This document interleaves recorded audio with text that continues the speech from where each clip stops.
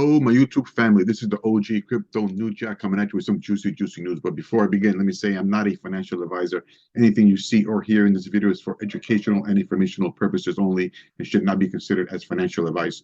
And remember to do your own research and consult with a qualified professional before making investment decisions. Okay, we're going to begin by taking a look at the total crypto market, and it is at 1.1 trillion. It is up 0.9%.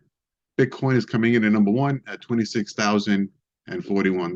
Coming in number two is Ethereum at $1,763. And our beloved XRP is at number 6 at 52 cents. Moving on to crypto bubbles, it looks like it's mostly green, and the biggest gainer looks like PulseX up 14.8.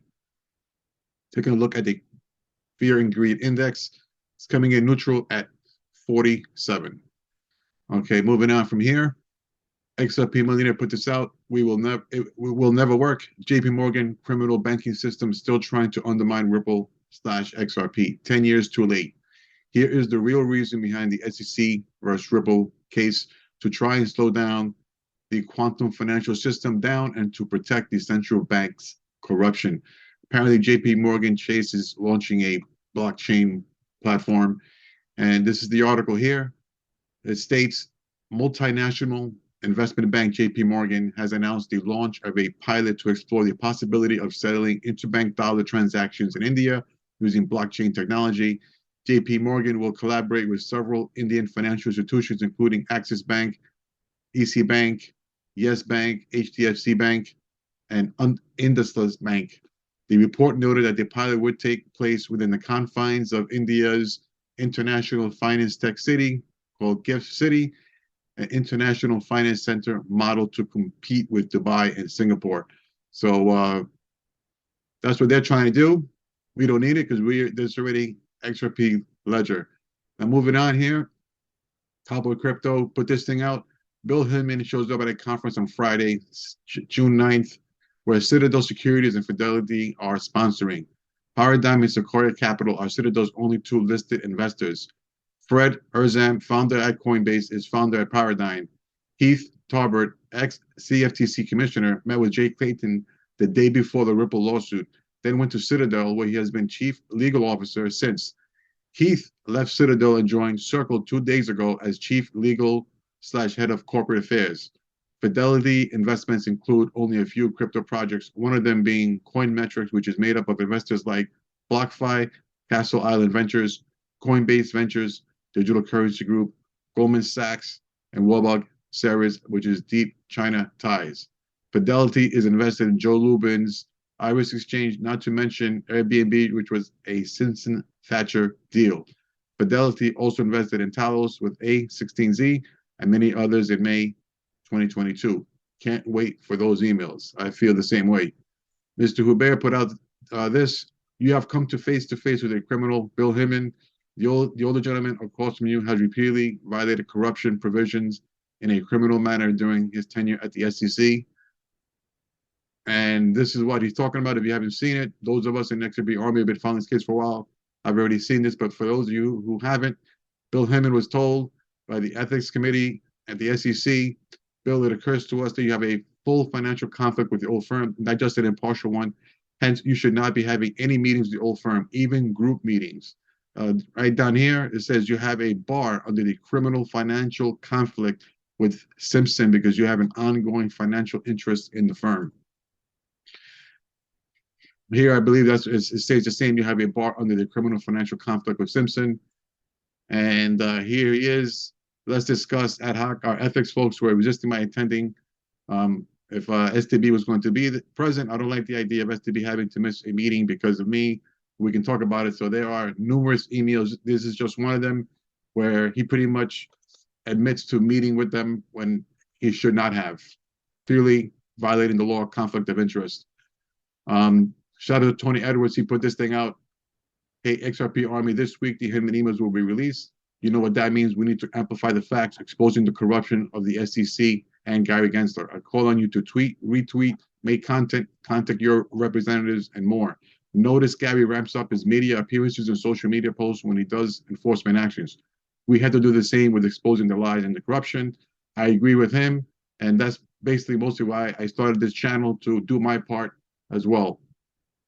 Moving on, not to make this political, and it should not be political, because as this person says, Bully, it's agnostic tech. It had nothing to do with conservative, liberals, Republicans, Democrats. There should be no side, because we all should be embracing this. But he puts out, it's a shame that Dems made crypto political. It's agnostic tech. But when someone tells you they hate you and they want to destroy you, believe them. Straight ticket red until they wake up. Now, I know for a fact that there are pro cryptos lawmakers on both sides, but unfortunately, it appears that the Republicans are mostly pro crypto with a few that are anti crypto, and the Democrats are mostly anti crypto with a few that are pro crypto. So you have anti crypto on both sides. It just seems to be that the anti crypto majority is on the Democrat side, and they are not holding back. Elizabeth Warren actually came out and said she's looking to shut down crypto. She's going to start an army to stop it. And those are words that came out of her mouth, and it's already in the public.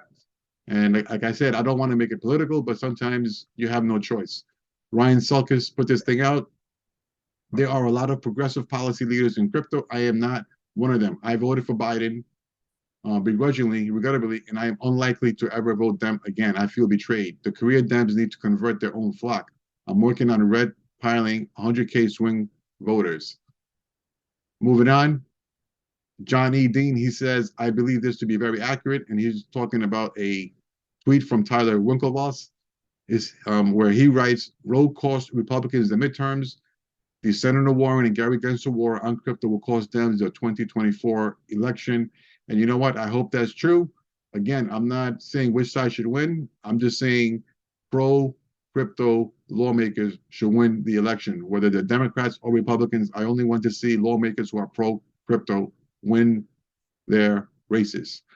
And John E. Dean, continue with him.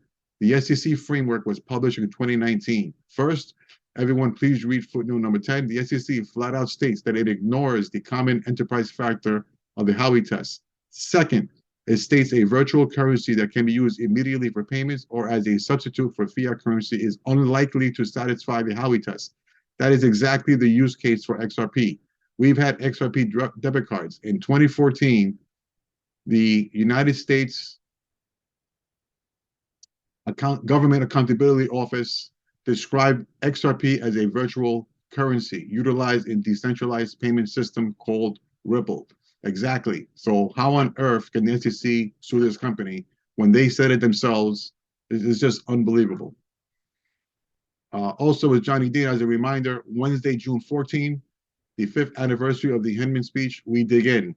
He's going to have a special live cast going over the Hinman documents, which I believe is going to have a lot of corrupt information in there about the SEC. Blockchain Daily put this thing out. Gary Gensler and the SEC causes billions of losses for crypto investors with their regulation by enforcement actions. Are you glad the SEC is protecting you? And I will answer for all of us, absolutely not. Moving on, Coinbase CEO Brian Armstrong confirmed today that he cannot get a meeting with SEC Chair Gensler despite multiple attempts and meetings with every other regulator. Reminder, in March 2022, Gensler met with FTX founder Sam Bankman-Fried and never filed charges against FTX, and we all know how that ended. And this is just as a watch out for yourself. John E. Dean's Twitter account was hacked, and now apparently Ben Armstrong's account, BitBoy Crypto's account on Twitter got hacked. So do not click on any of the links and recent tweets from his account. Hackers are trying to scam people. So this is just a warning for yourself, and don't fall for the scam. Here we have a tweet from Stuart Alderati. The SEC issues stop orders blocking registration statements when they're untrue. One that says I am not registering as a broker-dealer or a security exchange or an ATS because I am not trading securities should have been blocked if the SEC believes that statement was untrue. Exactly. The SEC, they're just full of corruption. And we're going to end it over here with John E. Dean. He puts out, the SEC.gov has been a failed and a broken institution for years. Let's not forget Jay Clayton was the chairman, and he had Hester Pierce and Elad Roisman as commissioners. Clayton's SEC did the following. Number one, set ICOs were security offerings. Number two, issued the Dow report. Number three, allowed Hinman's June 14, 2018 speech declaring BTC and ETH non-securities, which caused more confusion. Number four, published the SEC's 2019 framework for digital assets, which stated a crypto asset that could be used for payments was unlikely to satisfy the Howey test. Despite XRP meeting that criteria, on his last day, he filed a Ripple case claiming XRP does satisfy Howey. Once again, another contradiction. Other than above, Clayton was hands-off crypto. He ignored Hester's safe harbor proposal. Imagine where we would be at if it was implemented. But after leaving the SEC, Clayton got hired at One River, which bet $1 billion on BTC and ETH. These regulators leave it vague so they can go cash in. We must end the revolving door, and I 100% agree with that statement. The corruption needs to end, and we need politicians that are going to do what is right, not just for crypto and Web3 and innovation, but for the entire country. So, okay, fam, that's going to do it for today's video. If you found this video to be helpful, would you please smash the like and subscribe? I would really appreciate it, and it doesn't cost you anything. Thank you much in advance. And in the words of Snoop Dogg, keep your mind on your money and your money on your mind. Peace out, fam.